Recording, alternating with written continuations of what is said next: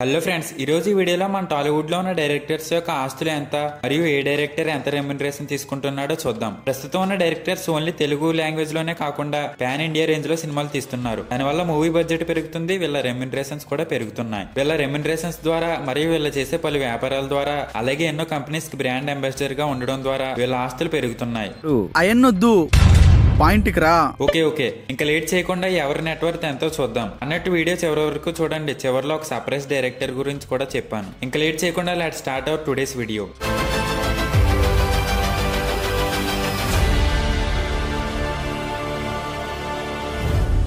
Sujith run Raja run అనే మూవీతో director గా డెబ్యూ చేసిన సుజిత్ ఫస్ట్ మూవీతోనే బ్లాక్ బస్టర్ కొట్టారు. ఆ తర్వాత ప్రభాస్ అన్నతో సాహు చేశారు. దీనికి ఊహించినంత రిజల్ట్ రాకపోయినా కలెక్షన్స్ అయితే విపరీతంగా వచ్చాయి. నార్త్ సైడ్ ఆడియన్స్ కి చాలా బాగా నచ్చింది కూడా. అఫ్ కోర్స్ ప్రెసెంట్ చాలా మందికి ఇప్పుడు సాహు నచ్చుతుంది అనుకోండి. అప్పుడు మాత్రం మిక్స్డ్ టాక్ తో ఎండ్ అయిపోయింది. కానీ ఇప్పుడు పవన్ కళ్యాణ్ గారితో వచ్చే ఓజీ మాత్రం రికార్డ్స్ అన్ని బద్దలు కొడుతుందని ఫ్యాన్స్ వెయిటింగ్. సుజిత్ గారు కూడా మంచి ఆకలి మీద ఉన్నారు. సో ఇంక ఈయన ఓజీ మూవీకి 5 కోట్ల వరకు రెమ్యునరేషన్ తీసుకుంటున్నారు. అలాగే ఈయన నెట్వర్త్ వచ్చేసి 8 కోట్లు.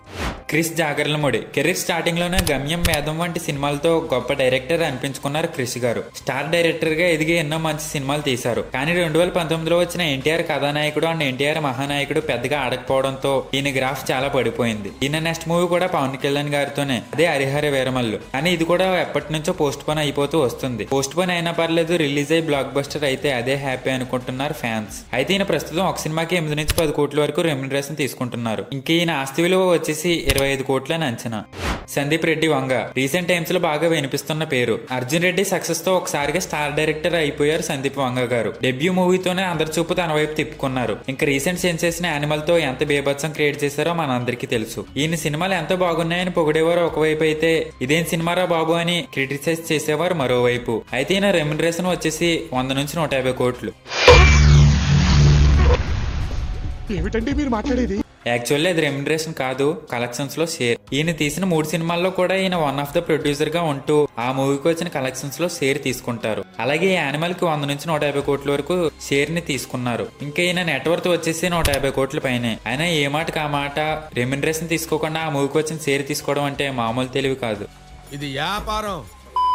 హరీష్ శంకర్ ప్రస్తుతం రవితేజ గారితో మిస్టర్ బచ్చన్, పవన్ కళ్యాణ్ గారితో ఉస్తాద్ భగత్ సింగ్ తీస్తున్నారు ఈయన. అయితే లాస్ట్ మూవీ గద్దలకొండ గణేష్ పెద్దగా ఆడనప్పటికీ ఈయన ముందు సినిమాలు అందరికీ నచ్చినవే. ఇంక ఉస్తాద్ భగత్ సింగ్ తో వింటేజ్ పవన్ కళ్యాణ్ ని చూపిస్తారని ఫ్యాన్స్ వెయిటింగ్. అయితే ప్రస్తుతం ఒక సినిమాకి 6 నుంచి 8 కోట్ల వరకు రెమ్యునరేషన్ తీసుకుంటున్నారు ఈయన మొత్తం ఆస్తి విలువ వచ్చేసి 50 నుంచి 60 కోట్ల వరకు ఉంటుందని ఇండస్ట్రీ వర్గాలు అంచనా.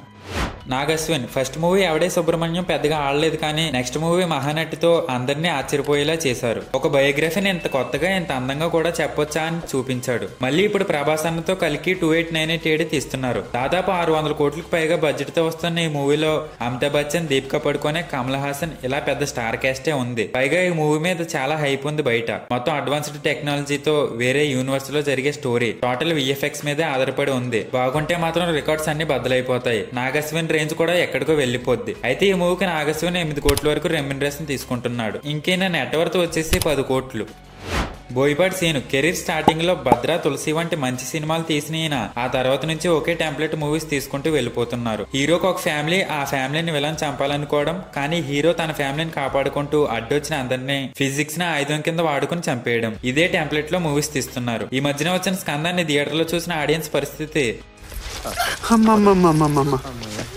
నేను ఇంటికి వెళ్ళిపోతాను భయ్య, దీంతో పళ్ళపోతున్నాను భయ్య. రామచంద్ర ప్రభు ఇలా ఉంది. ఏదేమైనా బోయపాటి గారికి బాలయ్య బాబే సెట్ అవుతాడు, మిగతా వాళ్ళు సెట్ గారు. అయితే ఈయన ప్రస్తుతం ఒక మూవీకి 8 నుంచి 10 కోట్ల రెమ్యునరేషన్ తీసుకుంటున్నారు. ఇంక ఈయన ఆస్తి విషయానికి వస్తే 40 కోట్ల వరకు ఉంది. కొరటాల శివ వరుసగా 4 బ్లాక్ బస్టర్లు కొట్టి one of the successful director గా కొనసాగుతుండగా వచ్చింది ఆచార్య. అప్పటి వరకు వచ్చిన బ్లాక్ బస్టర్స్ కన్నా ఈ డిజాస్టర్ ఎక్కువ సౌండ్ చేసింది. సరే, దాని నుంచి తేలుకొని ఇప్పుడు ఎన్టీఆర్ అన్నతో దేవరా తీస్తున్నారు. అది ఈసారి పక్కా బ్లాక్ బస్టర్ కొట్టేస్తుంది అనిపిస్తుంది. అది పక్కన పెడితే ఈయనకి ప్రస్తుతం శ్రీమంతుడు కేసు 1 కోర్టులో నడుస్తుంది. ఈ పాటికి మీ అందరికీ తెలిసే ఉంటుంది, తెలియకపోతే చిన్నగా చెప్పేస్తా. ఈయన తీసిన శ్రీమంతుడు మూవీ నా స్టోరీ మొత్తం కాపీ కొట్టి తీసాడని ఒక రైటర్ కోర్టులో కేసు పెట్టాడు. అండ్ కోర్టు చెక్ చేసి అవును కాపీ కొట్టాడని తీర్పిచ్చింది. దానికి రిజల్ట్ గా ఆ రైటర్ చెప్పిన షరతుల్ని ఒప్పుకోవాలి లేదా 2 సంవత్సరాలు జైలు శిక్ష అనుభవించాలి అని కోర్టు చెప్పింది. చూడాలి మరి ఏం జరుగుతుందో. సరే, కానీ ఇంక ఈయన రెమ్యునరేషన్ విషయానికి వస్తే 18 నుంచి 20 కోట్ల వరకు తీసుకుంటున్నారు. ఇంక ఈయన నెట్వర్క్ వచ్చేసి 25 కోట్లు. అనిల్ రావుపూడి రాజమౌళి గారి తర్వాత ఒక ఫ్లాప్ కూడా లేని డైరెక్టర్ అనిల్ రావుపూడి గారు ఎంటర్టైనింగ్ మూవీస్ తీస్తూ హిట్ తర్వాత హిట్ కొడుతూ సక్సెస్ఫుల్ గా కొనసాగుతున్నారు. అయితే ఈయన ప్రస్తుతం ఒక సినిమాకి 10 కోట్ల వరకు రెమ్యునరేషన్ తీసుకుంటున్నారు. ఇంక ఈయన మొత్తం ఆస్తి వచ్చేసి 50 కోట్లు. పూరి జగన్నాథ్, పోకిరి, ఇడియట్, శివమణి, అమ్మ నాన్న ఓ తమిళమ్మాయి ఇలాంటి సినిమాలతో బ్లాక్ బస్టర్స్ మీద బ్లాక్ బస్టర్స్ కొట్టిన ఈయన లైగర్ దెబ్బకి చాలా డౌన్ కి వెళ్ళిపోయారు. ఈయన హీరో క్యారెక్టర్స్ అయితే వేరే లెవెల్లో ఉంటాయి. ఏ లెవెల్లో అంటే హీరోలందు పూరి హీరోలు వేరయ్యా అనేంత అలా తీసేవారు సినిమాలు. కానీ టెంపర్ తర్వాత నుంచి గ్రాఫ్ పడిపోతూ వచ్చింది. ఇంకా లైగర్ విషయానికి వస్తే అది కథ కాదమ్మా, పీడకల. ఎప్పుడు తలుచుకోకూడని పీడకల.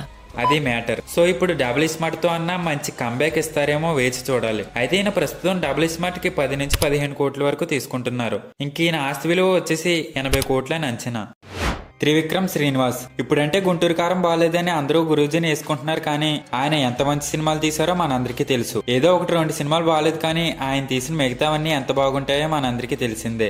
ఎస్పెషల్లీ ఈయన మూవీస్ లో రేటింగ్ కి అయితే సెపరేట్ ఫ్యాన్ బేసే ఉంది. ఈయన జస్ట్ రైటర్ గా పనిచేసిన నువ్వు నాకు నచ్చావు, మల్లీశ్వరి, మన్మధుడు వంటి సినిమాలనే ఏమాత్రం బోర్ కొట్టకుండా ఇప్పటికీ చూస్తారు ఆడియన్స్. త్వరగా నెక్స్ట్ మూవీతో కంబ్యాక్ ఇచ్చేయాలని కోరుకుంటూ ఈయన రెమ్యునరేషన్ వచ్చేసి 25 నుంచి 40 కోట్లు. ఇంక ఈయన ఆస్తి విలువ వచ్చేసి సుమారు 60 కోట్లు. నెక్స్ట్ డైరెక్టర్ ఎవరో చూసే ముందు వీడియో ఎక్కడి వరకు చూసారంటే నచ్చిందని అనుకుంటున్నాను. నచ్చితే లైక్ చేసి ఇలాంటి మరెన్నో వీడియోస్ కోసం నా ఛానల్ ని సబ్స్క్రైబ్ చేసుకోండి. ఇంకా నెక్స్ట్ సుకుమార్, ఈయన ఫ్లాప్ సినిమాలకు కూడా ఒక రెస్పెక్ట్ ఉంటుంది. వన్ మూవీని ఎందుకు ఫ్లాప్ చేసామని ఆడియన్స్ ఎప్పటికీ ఫీల్ అవుతారు. ఇంకా నాన్నకు ప్రేమతో, రంగస్థలం మూవీస్ తో టాలీవుడ్ లో one of the star director గా ఎదిగిన ఈయన పుష్పతో ఇండియాలోనే one of the star director అయిపోయారు. ఇంకా పుష్ప 2తో ఏ రేంజ్ కి వెళ్తారో చూడాలి. అయితే ఈయన పుష్ప సినిమాకి 25 కోట్ల వరకు రెమ్యునరేషన్ తీసుకోగా ఇప్పుడు పుష్ప 2కి 45 కోట్లు తీసుకుంటున్నారు. ఇంక ఈయన మొత్తం ఆస్తి విలువ వచ్చేసి 50 కోట్లు.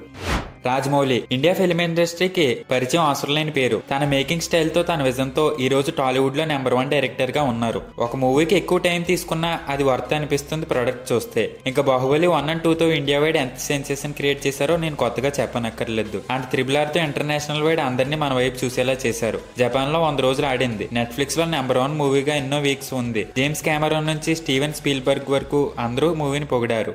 నాటికి ఆస్కర్ కూడా వచ్చింది. ఇలా చెప్పుకుంటూ పోతే చాలానే జరిగాయి RRR తో. అది ఈయన రేంజ్. సో ఈయన బాహుబలి 1 and 2కి కలిపి 25 కోట్ల రెమ్యునరేషన్ తీసుకోగా తర్వాత RRR కి వచ్చిన ప్రాఫిట్స్ లో 30% షేర్ తీసుకున్నారు. RRR వరల్డ్ వైడ్ 1250 కోట్లు కలెక్ట్ చేసింది. అందులో 30% అంటే ఎంతో మీరే లెక్క వేసుకోండి. సో ఈయన నెట్వర్క్ విషయానికి వస్తే అన్ని కలుపుకుని ఈయన ఆస్తులు వచ్చేసి 160 కోట్లు. సో ఇంచుమించు ప్రెసెంట్ స్టార్ డైరెక్టర్స్ అందరి గురించి చెప్పాను కానీ ఇంకా ఒకడున్నాడు. అది ఎవరో కాదు, మన ఇండియాకే ఎంతో పేరు తీసుకొచ్చిన వ్యక్తి, ద గ్రేట్ మెహర్ నోలన్. మీరా ఎవరో అనుకుని భయపడ్డాను సార్. ప్రెసెంట్ ఈయన పొజిషన్ ఎంత బ్యాడ్ గా ఉందో మీ అందరికీ తెలుసు. ఏ సినిమా తీస్తే అదే డిజాస్టర్. పాపం 10 సంవత్సరాలు గ్యాప్ తీసుకుని బాలశంకర్ తీస్తే ఆడియన్స్ దాన్ని డిజాస్టర్ చేశారు. అయితే ఈయన బాలశంకర్ కి 2 కోట్ల వరకు రెమ్యునరేషన్ తీసుకున్నాడు. ఇంక ఈయన నెట్వర్త్ వచ్చేసి 20 కోట్లని అంచనా. సో ఇది ఫ్రెండ్స్ టాలీవుడ్ లోని టాప్ స్టార్ డైరెక్టర్స్ యొక్క ఆస్తులు అండ్ రెమ్యునరేషన్స్ గురించి. ఆల్మోస్ట్ అందరు డైరెక్టర్స్ ని కవర్ చేశానని అనుకుంటున్నాను. ఇంకెవరినైనా మర్చిపోతే కింద కమెంట్ చేయండి. అలాగే వీళ్ళల్లో మీ ఫేవరెట్ డైరెక్టర్ ఎవరో కూడా కమెంట్ చేయండి. వీడియో నచ్చితే లైక్ చేసి మీ ఫ్రెండ్స్ అండ్ ఫ్యామిలీకి షేర్ చేయండి. ఇలాంటి మరెన్నో ఇంట్రెస్టింగ్ అండ్ ఇన్ఫర్మేటివ్ వీడియోస్ కోసం నా ఛానల్ ని సబ్స్క్రైబ్ చేసుకుని బెల్ ఐకాన్ ఆన్ లో పెట్టుకోండి. నెక్స్ట్ వీడియోలో కలుద్దాం. అంతవరకు సైనింగ్ ఆఫ్. Bye bye.